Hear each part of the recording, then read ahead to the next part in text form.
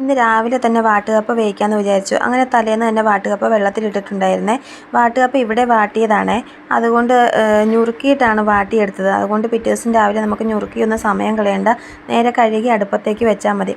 അങ്ങനെ വാട്ടുകപ്പ അടുപ്പത്ത് വെച്ച് വേകാൻ ആവശ്യമായ വെള്ളവും കൂടെ ചേർത്ത് കൊടുത്തിട്ടുണ്ട്. ഇനി വാട്ടുകപ്പയ്ക്ക് ഉള്ള അരപ്പ് റെഡിയാക്കാം. അതിനായിട്ട് തേങ്ങ ഇട്ട് കൊടുത്തു, കാന്താരി മുളക്, മഞ്ഞൾപ്പൊടി, കുരുമുളക് പൊടി, 3 ചെറിയുള്ളി, കുറച്ച് കറിവേപ്പിലയും കൂടി ഇട്ട് നന്നായിട്ട് ഒതുക്കിയെടുക്കാം. ഇനി ഒതുക്കിയെടുത്തിട്ടുണ്ട്. അപ്പോഴത്തേനും കപ്പ വെന്ത് വരാറായിട്ടുണ്ട്. ഇനി അതിലേക്ക് ആവശ്യത്തിനുള്ള ഉപ്പും കൂടി ഇട്ട് കൊടുക്കാം. ഇപ്പോൾ നന്നായി വെന്തിട്ടുണ്ട്. ഇനി അതിൻ്റെ വെള്ളമെല്ലാം ഊറ്റി കളഞ്ഞിട്ട് അടുപ്പത്ത് വെച്ച് അരപ്പും കൂടി ഇട്ട് ഒന്നും കൂടി ഒന്ന് ആവി കയറാൻ വേണ്ടിയിട്ട് വെക്കാം.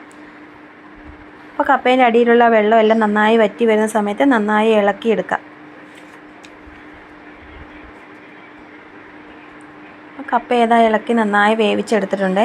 ഇനി അതിലേക്ക് നല്ല ഉണക്കമീൻ കറിയും കൂടി ഒഴിച്ചങ്ങ് കഴിക്കാൻ നോക്കിയാലുണ്ടല്ലോ ഒരു രക്ഷയില്ല. അടിപൊളി ടേസ്റ്റാണ് വാട്ടുകപ്പയും ഉണക്കമീനും കൂടെ.